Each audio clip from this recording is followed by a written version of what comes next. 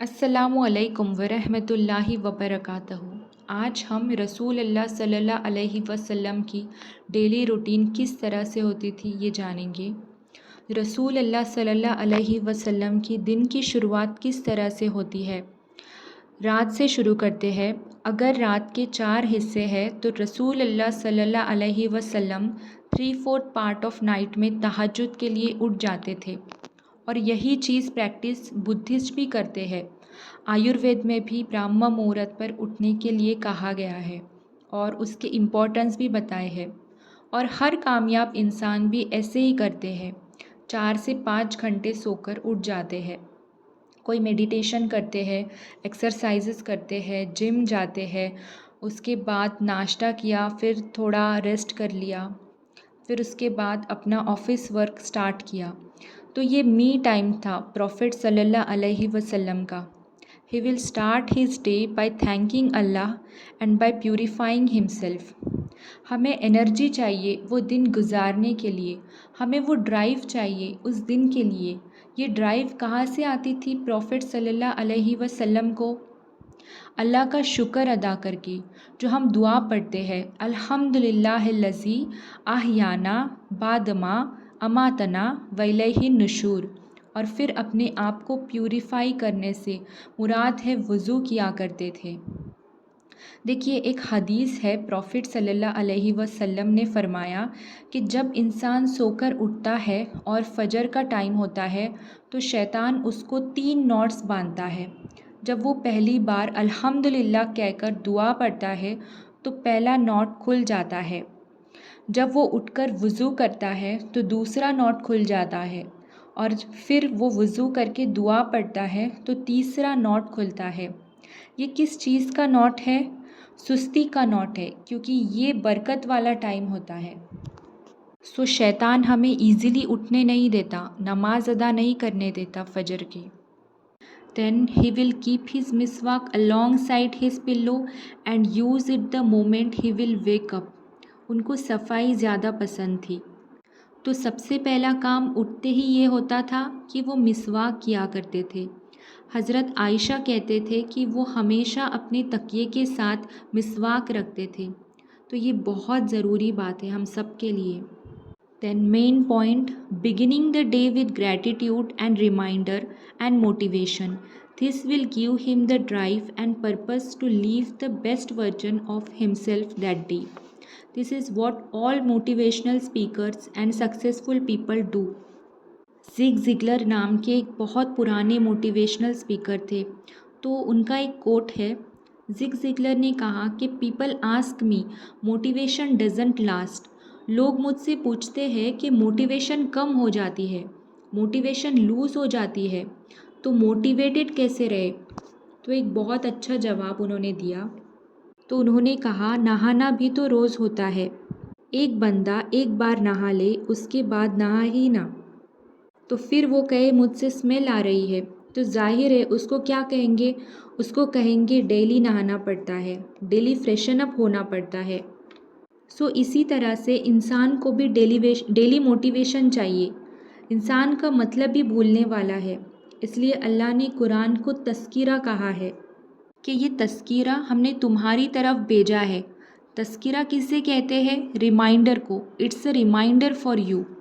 सो सारे सक्सेसफुल लोग और मोटिवेशनल स्पीकर्स अपना डे मोटिवेशन से स्टार्ट करते हैं। एंथनी रॉबिन्स कहते हैं कि मैंने मोटिवेशनल कोट्स मैंने कमरे में लगा कर रखे हैं। कुछ मोटिवेशनल बातें मेरे पास लिखी हुई है, मैं उसको रिवाइज़ करता हूँ, गो थ्रू करता हूँ। It gives me drive and energies to spend the rest of the day. देखिए, सुबह उठकर पहला काम क्या है? शुक्र करना। प्रॉफिट सल्लल्लाहु अलैहि वसल्लम ने फरमाया कि तुम सुबह उठो और तुम्हारे पास 3 चीज़ है, तो ये ऐसे है कि तुम पूरी दुनिया के बादशाह हो। वो 3 चीज़ें क्या है? पहली सेहत है, दूसरी दूसरी तुम्हारे पास हिफाजत है, तुम लोग महफूज हो, और तीसरी तुम्हारे पास उस दिन का रिस्क हो। कितनी खूबसूरत बात है। यानी ये 3 चीज़ तुम्हारे पास है तो as if you are the king of the whole world. यानी ग्रैटिट्यूड पर तो आजकल रिसर्चेस हो रहे हैं कि अपनी सोच को शुक्रगुजारी वाली बनाओ अगर तुम सक्सेसफुल बनना चाहते हो तो। लेकिन हमारे दीन में तो पहले से ही बताया है कि सुबह उठकर हमें शुक्र करना है और दुआ पढ़नी है। अल्हम्दुलिल्लाह कि अल्लाह तेरा शुक्र है तूने हमें मौत के बाद ज़िंदगी दी। Reflections on his early day routine, early wake up, utilising blessed time. अब कोई आर्ग्यू कर सकता है कि वो गांव की लाइफ थी, बड़ी सिंपल लाइफ थी, आज हम मेट्रोपॉलिटन में रह रहे हैं, ये रूटीन पॉसिबल नहीं है। तो दुनिया के सबसे बड़े मेट्रोपॉलिटन कौन से हैं?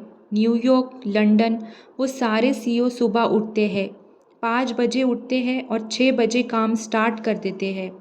तो ये हमारा आर्ग्यूमेंट फेल है, ये सिर्फ हमारा आर्ग्यूमेंट है, हम सुस्त लोगों का, ये सक्सेसफुल लोगों का आर्ग्यूमेंट नहीं है। Then next, mindfulness and present since he woke up. देखिए, माइंडफुलनेस के कॉन्सेप्ट पर आजकल बहुत बातें हो रही है। इस पे पॉजिटिव साइकोलॉजी का पूरा चैप्टर है, किताबें लिखी गई है माइंडफुलनेस पर और फोकस्ड रहने के लिए। माइंडफुलनेस बहुत ज़रूरी है।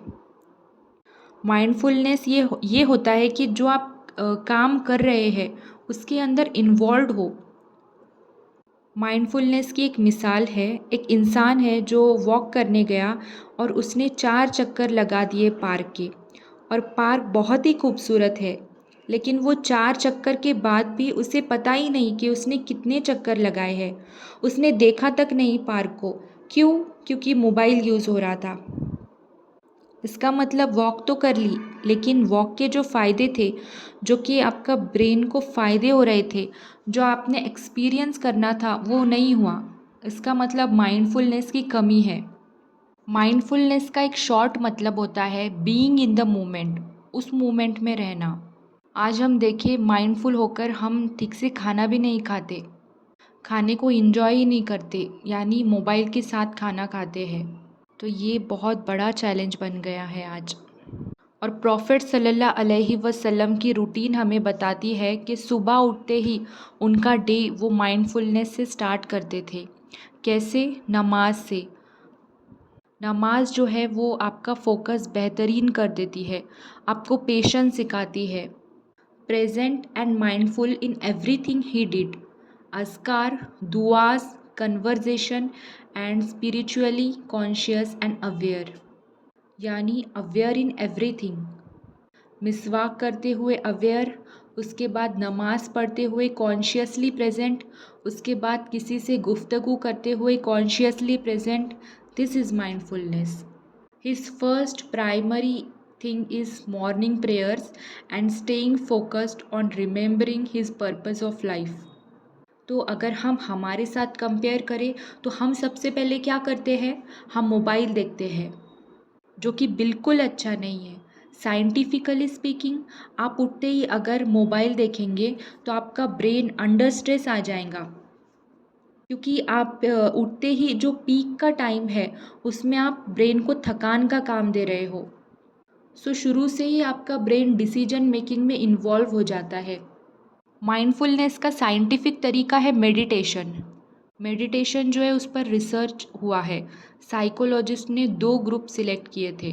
एक ग्रुप को उन्होंने 8 वीक तक मेडिटेशन करवाया था और दूसरे ग्रुप को उन्होंने कहा नॉर्मल लाइफ जैसे वो गुजार रहे हैं वैसे गुजारे। हुआ ये कि उन्होंने 8 वीक के बाद उस ग्रुप को देखा जिन्होंने मेडिटेशन किए थे। 3 चीज़ें उनको समझ आई। पहली चीज़ उन्हें नज़र आई और उन्हें समझ में आया कि जिसने मेडिटेशन किया था, यानी वॉक, योगा एक्सेट्रा, उनके जो पॉजिटिव इमोशंस थे वो ज़्यादा थे, यानी उनके जवाब से पॉजिटिव इमोशंस झलक रहे थे। शुक्रगुजारी ये पॉजिटिव इमोशन है। जॉय, हैप्पीनेस एक पॉजिटिव इमोशन है। So they are very positive as compare to that group जिन्होंने मेडिटेशन नहीं किया था। दूसरी चीज़, उनका ग्रे मैटर स्टडी किया गया ब्रेन का MRI स्कैन करके। मेडिटेशन वाले ग्रुप का ग्रे मैटर ज़्यादा था। इससे क्या साबित हुआ? देखिए, जिसका ग्रे मैटर ज़्यादा होता है, जो कि एक तरह का फ्लूइड हमारे ब्रेन में होता है, वो जितना ज़्यादा होता है उतनी एनालिटिकल एबिलिटी अच्छी होती है, उतनी ही सोचने समझने की सलाहियत अच्छी होती है, डिसीजन मेकिंग अच्छी होती है। वो उनका ज़्यादा था compare to non meditation group. तीसरी बात रिसर्च से ये पता चली कि वो ग्रुप जिनको मेडिटेशन करवाया गया था उनके एमआरआई स्कैन ये बता रहा था कि ब्रेन के वो एरिया जो ओवर थिंकिंग के लिए रिस्पॉन्सिबल है उन सारे पार्ट्स को मिलाकर एक नाम दे दिया है, डिफ़ॉल्ट मोड नेटवर्क। जब आप कुछ भी नहीं कर रहे होते हैं ये ऑन हो जाता है, इसलिए कुछ लोगों को नींद भी नहीं आती ओवर थिंकिंग की वजह से, उनको मेडिसिन्स लेनी पड़ती है। तो उन्होंने ये ऑब्ज़र्व किया कि जो मेडिटेशन वाला ग्रुप था उनका ये एरिया कंट्रोल्ड था, उनकी एक्टिविटी इन एरिया में डिक्रीज थी compare to the non meditation group जिनकी ये एक्टिविटी बहुत ज़्यादा थी। साबित ये हुआ कि मेडिटेशन से ओवर थिंकिंग भी कंट्रोल होती है।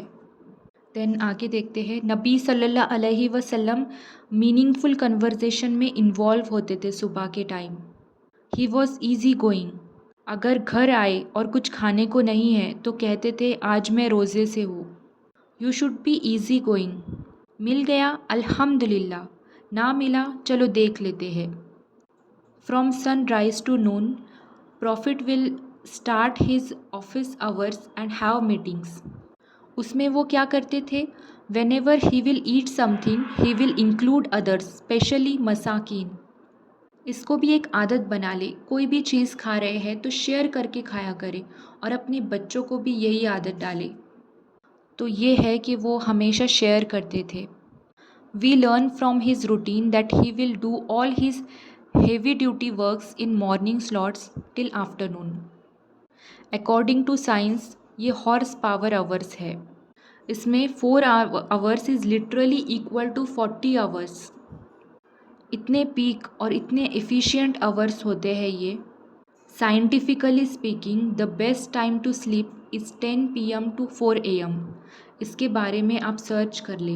And the worst time to sleep is 6 AM to 12 PM, जो आपके सर्कैडियन रिदम के खिलाफ है। सर्कैडियन रिदम ये आपके बॉडी का बायोलॉजिकल क्लॉक है, नेचुरल रिदम। इसको कभी स्टडी करें। सर्कैडियन रिदम के खिलाफ जो रूटीन है उससे बंदा सेहतमंद कैसे रह सकता है। ना वो नफ्सियाती तौर पर सेहतमंद है और ना ही वो जिस्मानी तौर पर सेहतमंद है। इसमें कुछ एक्सेप्शंस है कि कुछ लोगों की जॉब ही ऐसी होती है जहां उनको रात में काम करना होता है, लेकिन वो भी हेल्दी चीज़ बिल्कुल नहीं है। सो कोशिश करें कि ऐसी जॉब से निकल जाए और दूसरी जॉब देखें। देन ही विल डू कैलुल्ला बिफोर ज़ोहर। उसके बाद वो कैलुल्ला करते थे ज़ोहर से पहले। ये एक पावर नैप है। आयुर्वेद में भी इस चीज़ को इम्पोर्टेंस दिया गया है। आजकल कैलुल्ला का बड़ी बड़ी मल्टीनेशनल कंपनीज़ में लोग प्रैक्टिस कर रहे हैं। माइक्रोसॉफ्ट, गूगल जो है उन्होंने ये प्रैक्टिस स्टार्ट की है कि अपने ऑफिसेस में कि बस जाओ और सो जाओ 15-20 मिनट के लिए। और इससे उन्होंने नोट किया कि एम्प्लॉयज़ की एफिशिएंसी बढ़ रही है। और जापानीज़ कंपनीज़ भी पावर नैप करवाती है। अपने एम्प्लॉयज़ को उन्होंने कह दिया है कि आफ्टर लंच 15 to 20 मिनट्स के लिए पावर नैप ले लीजिए।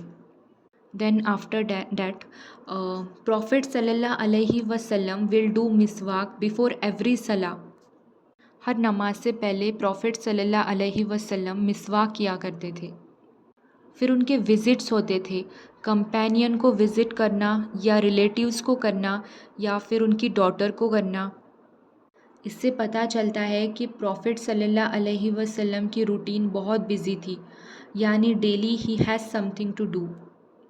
Then walking markets of Medina, smiling, observing, helping. Before afternoon going back to home, doing मिसवाक एंड 2 रकात नमाज as reminder. Then spending time with family, doing household work like repairing shoes and clothes and have a quality time with them। यानी थोड़ा सा break ले लिया और घर आकर हाउस कोर्स में हेल्प की, अपनी वाइफ की हेल्प की, क्योंकि ये सुन्नत है।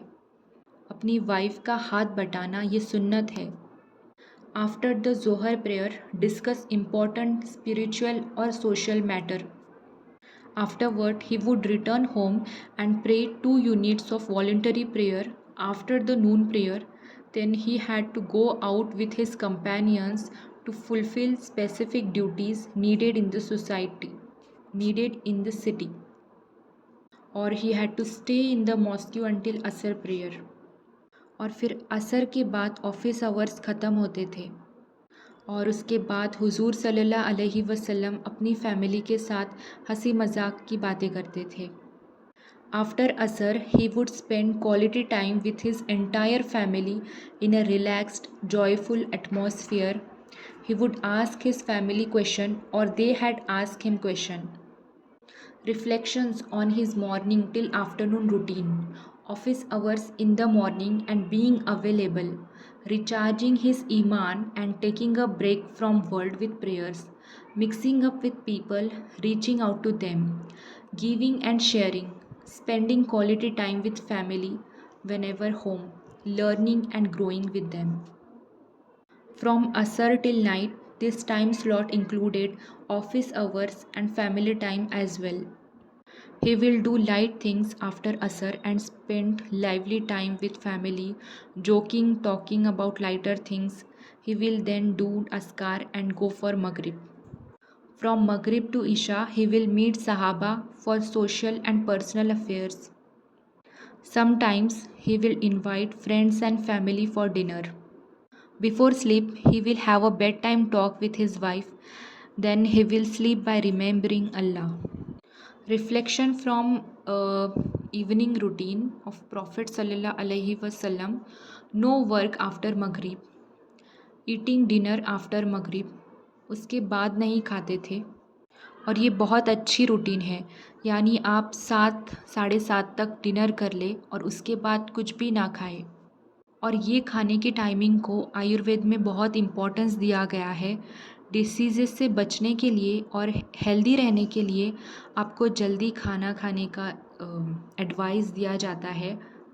सो आपका जल्दी डिनर करना ये आपके हेल्थ पर इम्पैक्ट डालता है और कई सारे रिसर्च भी इस पर हुए हैं. Living space for 30% air in stomach, और ये साइंटिफिकली भी बताया गया है, प्लस आयुर्वेद में भी इसको कहा गया है. Inviting friends and family to dinner sometimes. Eating together increases happiness.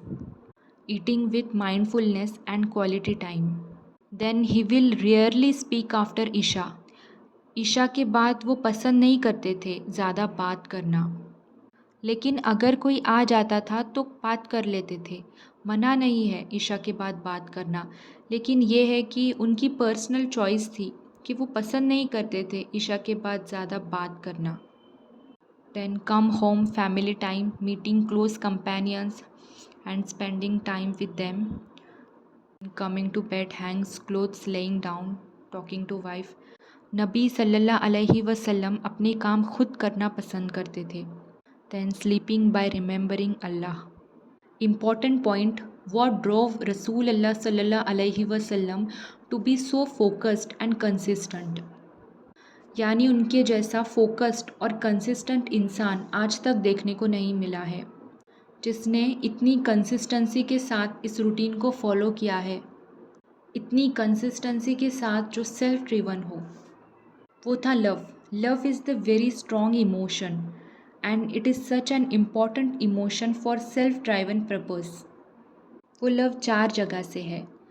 First, his love for अल्लाह. सबसे पहले क्रिएटर से मोहब्बत, जो बनाने वाले हैं उनसे मोहब्बत. Then second one, his love for family. अपनी फैमिली से मोहब्बत. जिसको मोहब्बत है वो क्वालिटी टाइम भी देगा और उनके मसाइल भी सुनेगा. Then third, his love for companion. अपने सहाबा से मोहब्बत. Then fourth one, his love for humanity. Humanity से मोहब्बत है. हम लोग डिप्रेस्ड होते हैं इसलिए क्योंकि हम एक्सट्रीमली सेल्फ एब्जॉर्ब्ड है.